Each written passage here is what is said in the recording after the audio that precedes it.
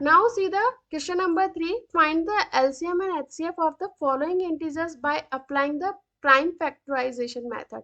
अब देखो क्या है कि पहले वाला क्वेश्चन भी हमने इसी मेथड से सॉल्व किया है, बस वहां पे मेंशन नहीं था, लेकिन हमने मेथड यही यूज करा था।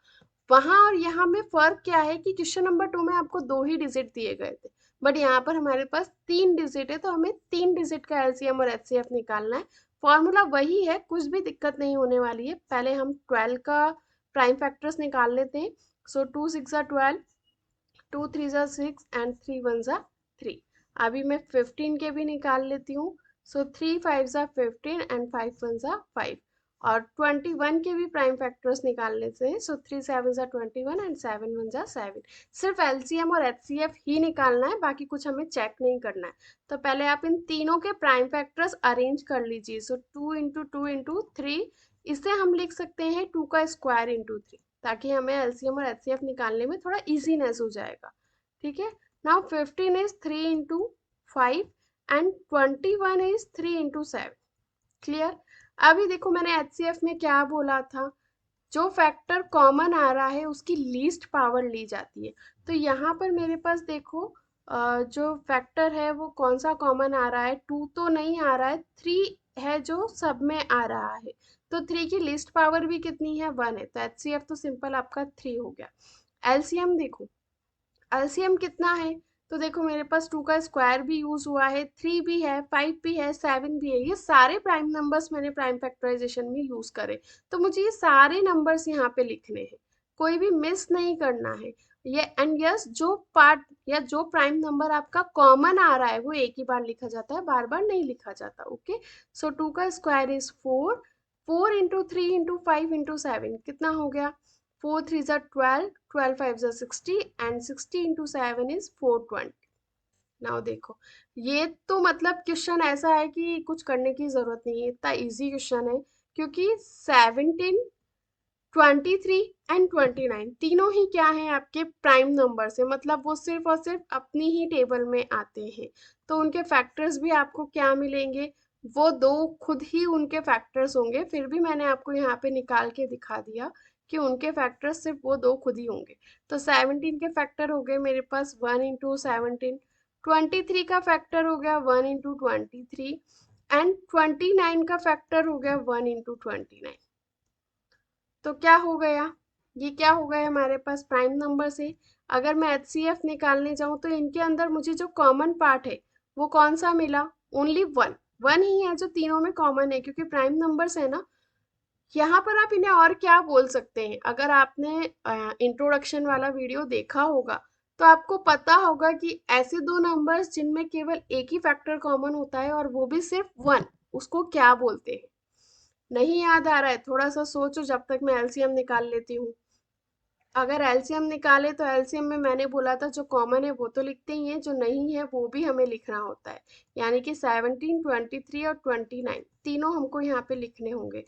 इन तीनों का मल्टीप्लीकेशन निकाल लो। यहाँ पर 17 को पहले मैंने 23 से मल्टीप्लाई किया, 3 7 जा 21, 3 1 जा 3 4 5 एंड देन 2 7 जा 14, 1 कैरी, 2 1 जा 2 इज 3।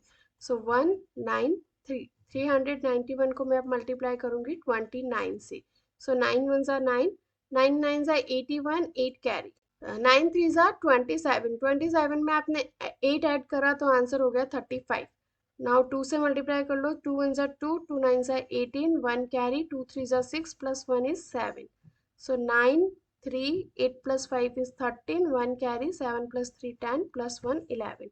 तो ये मेरा एलसीएम कितना आ गया, 11,339। क्लियर। एचसीएफ 1 है और एलसीएम 1 है। नाउ मेरे क्वेश्चन का आंसर क्या पूछा था मैंने, कि अगर दो नंबर हैं जिनका कॉमन फैक्टर सिर्फ 1 आ रहा है तो ऐसे नंबर्स को क्या बोला जाता है, को प्राइम नंबर्स उन्हें बोला जाता है। ये आप ध्यान रखना। ओके। Now next is 8 9 29। तो पहले 8 के फैक्टर्स निकाल लीजिए, 2 4 जा 8, 2 2 जा 4, 2 1 जा 2। अभी हम 9 के भी निकाल लेंगे, 3 3 जा 9, 3 1 जा 3। 9 और 25 क्या है यहाँ पर, कोई बता सकता है मुझे। 9 और 25 है आपके परफेक्ट स्क्वायर, एक 5 का स्क्वायर है और 3 का स्क्वायर है। और 8 क्या है, 8 है आपका परफेक्ट क्यूब। ओके, तो ये एक्स्ट्रा इंफॉर्मेशन जो है वो मैं इसलिए देती रहती हूँ ताकि आपका सब कुछ रिवाइज होता रहे, सारे पॉइंट्स आपके क्लियर हो जाएं। ओके, सो 8 हो गया हमारे पास, 2 का क्यूब। 9 को हम लिख सकते हैं 3 × 3 यानी कि 3 स्क्वायर। एंड 25 को हम लिख सकते हैं 5 × 5 यानी कि 5 का स्क्वायर।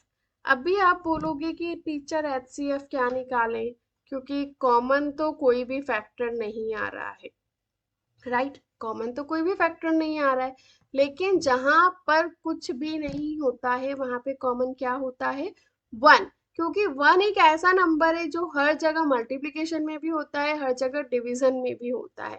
1 की टेबल में 8 भी आता है, 9 भी आता है, 25 भी आता है। तो 1 एक जो छिपा हुआ कहते हैं ना हम लोग, एक छिपा हुआ पार्ट है, हिडन पार्ट है। तो 1 एक यहाँ पर आपका हिडन पार्ट है जो हमेशा हर एक प्राइम नंबर, हर एक कंपोजिट नंबर का फैक्टर होता ही है कंपलसरी। तो जब कुछ भी कॉमन नहीं आ रहा है मतलब क्या कॉमन आ रहा है, 1।